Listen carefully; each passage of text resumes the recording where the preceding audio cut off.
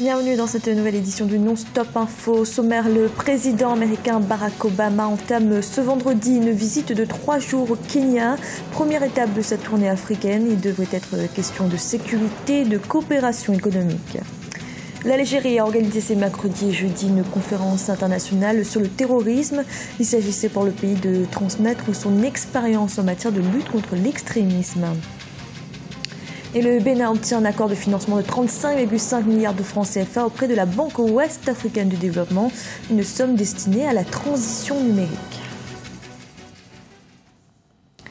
Le Kenya reçoit à partir de ce vendredi le président américain Barack Obama. Pour des raisons de sécurité, peu d'informations ont été communiquées sur son programme. Seule certitude, on sait qu'il devrait s'entretenir avec son homologue Uhuru Kenyatta, avec qui il sera question notamment de lutte contre le groupe terroriste Al-Shabaab et de coopération bilatérale. Il devrait également participer au sommet mondial de l'entrepreneuriat. Écoutez le président des États-Unis. Le terrorisme n'est pas qu'une préoccupation africaine, mais universelle. Et nous souhaitons mettre en place une collaboration avec les pays africains concernés afin que ces derniers puissent traiter ce problème avec leurs propres moyens ou via une coopération régionale. Notre but n'est pas d'envahir l'Afrique, mais plutôt de travailler avec l'Union africaine notamment et d'autres États pour accroître leurs capacités. L'une des choses les plus encourageantes aujourd'hui, c'est le fait d'avoir reconnu que combattre le terrorisme nécessite des forces armées professionnelles et disciplinées, qui ne sont pas impliquées dans des violations des droits de l'homme. Car il a été démontré que la lutte contre le terrorisme peut parfois mener à certaines dérives. L'action que nous avons envie de mener peut faire la différence. Car il n'est pas juste question pour nous de fournir de meilleurs équipements ou une meilleure formation aux soldats. C'est un des volets, mais il s'agit aussi de s'assurer que les forces armées seront coordonnées et professionnelles. Focus à présent sur ces nouvelles mesures de sécurité prises par plusieurs pays du continent pour lutter contre le terrorisme. Parmi celles-ci, il y a l'interdiction du port du voile intégral dans les lieux publics. Le Congo, le Cameroun et le Tchad ont déjà adopté cette mesure. Emmanuel Milimono. Interdiction du voile intégral appelé burqa par certains pays africains, notamment dans les lieux publics. La mesure vise à lutter contre la montée en puissance des attentats dans des marchés ayant causé plusieurs victimes. Au Congo, au Cameroun ou encore au Tchad, cette décision semble être bien acceptée par les musulmans qui font eux-mêmes état des actes criminels, parfois perpétrés par des terroristes qui se camouflent derrière ces voiles. On a instruit aux femmes musulmanes comme étant un sacrifice pour elles, pour la survie de leurs propres enfants, la survie de la nation, à offrir leur part de sacrifice qui sera, pour celle qui voilait sa figure, de laisser apparaître le visage et les mains. Il n'y a pas de gêne dans la communauté musulmane sur le territoire camerounais. Elle est acceptée. Les changements de stratégie des terroristes poussent les États à réajuster leurs dispositifs sécuritaires pour prévenir d'éventuelles attaques. L'utilisation des femmes, des jeunes filles et des fillettes fait désormais partie du mode opératoire de Boko Haram qui s'en sert comme bombe humaine, notamment en raison de leur tenue qui permet de dissimuler plus facilement des armes ou des explosifs. Désormais, le voile intégral risque de passer pour une arme de camouflage parfaite pour des terroristes, ce qui peut créer un amalgame entre les gens qui sont peut-être sincèrement concernés par ce voile parce que pensant que cela relève du domaine privé de leur religion et les terroristes qui profitent de cela pour commettre leur forfait. On assiste à une sorte de déclic sécuritaire au niveau des pays concernés. Au Nigeria par exemple, la méfiance liée à ces modes opératoires a poussé certaines femmes à abandonner leur tenue traditionnelle de peur d'être prises pour des terroristes. Pour des raisons similaires, le voile intégral a été interdit à la mi-juin au Tchad et en mai 2015 dans les lieux publics au Congo-Brazzaville. Le Gabon, pourtant épargné par les violences, a également décidé mardi d'intensifier le contrôle des femmes portant ce voile. Et en Guinée, le président Alpha Condé l'a lui aussi annoncé. En Algérie, le président Abdelaziz Bouteflika a procédé à un remaniement partiel du gouvernement. Il s'agit du deuxième en l'espace de 3 mois.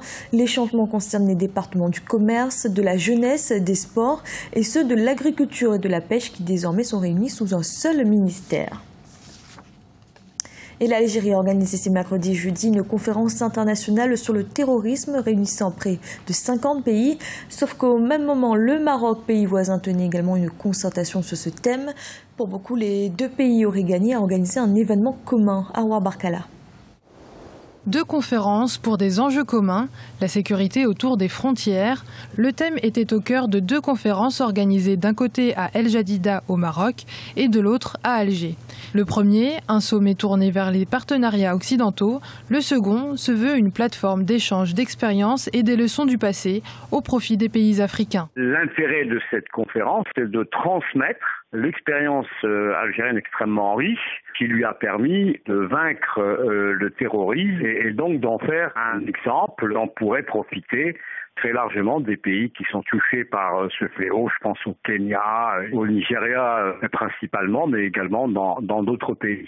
Durant leurs conférences respectives, l'Algérie a consacré un volet sur la déradicalisation et la lutte contre l'extrémisme, tandis que le Maroc travaillait sur le renforcement des renseignements et des moyens de surveillance des frontières. Une nécessité pour les spécialistes des questions de recherche stratégique du royaume chérifien. Cette situation dont la région souffre d'un déficit énorme et d'une carence en matière de coopération sur le plan régional. Les frontières aujourd'hui sont source de problèmes et de menaces. Il y a aujourd'hui des groupes terroristes qui sont très actifs dans la région et un grand mouvement d'activistes et de terroristes qui traversent les différentes frontières. Et il y a cette prolifération des armes et l'aggravation de la situation du crime organisé dans la région, que ce soit la drogue, l'immigration illégale ou le trafic d'armes ou toute autre forme de trafic illicite, ce qui fait des frontières aujourd'hui donc un enjeu majeur. La conférence marocaine a pris fin ce mercredi 22 juillet et la conférence d'Alger ce jeudi. Aux yeux de nombreux experts, les 2 pays auraient sans doute dû organiser une conférence commune qui concerne leurs frontières respectives. Au Bénin, le gouvernement a signé avec la Banque ouest-africaine de développement un accord de financement pour sa transition numérique. Après le rendez-vous manqué du 17 juin, date butoir fixée par l'Union internationale des télécommunications pour le basculement vers la télévision numérique, cet accord pourrait relancer le processus. Un reportage de notre correspondant Lefty Ouno.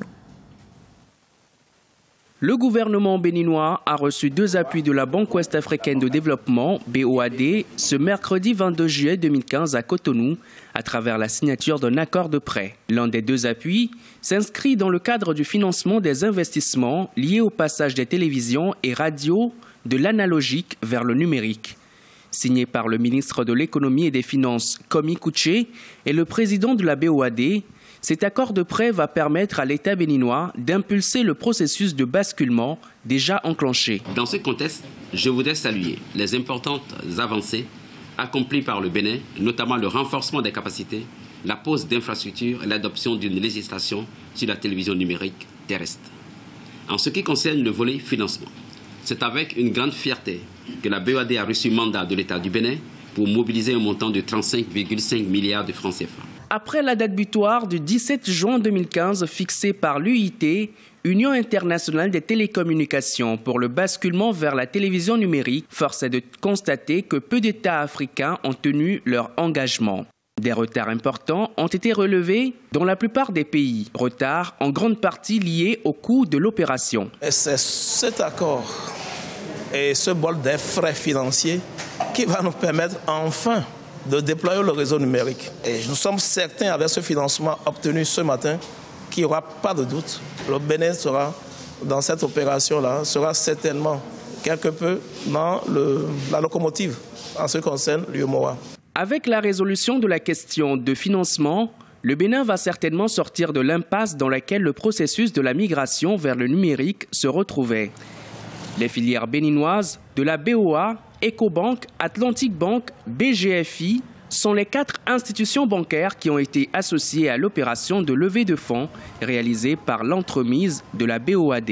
Rappelons que le prochain délai fixé par les pays de l'UEMOA pour effectuer le virage au numérique est fixé au mois de décembre 2015. C'était le journal de la rédaction. Merci de l'avoir suivi. Retrouvez dans un instant une nouvelle édition de l'information.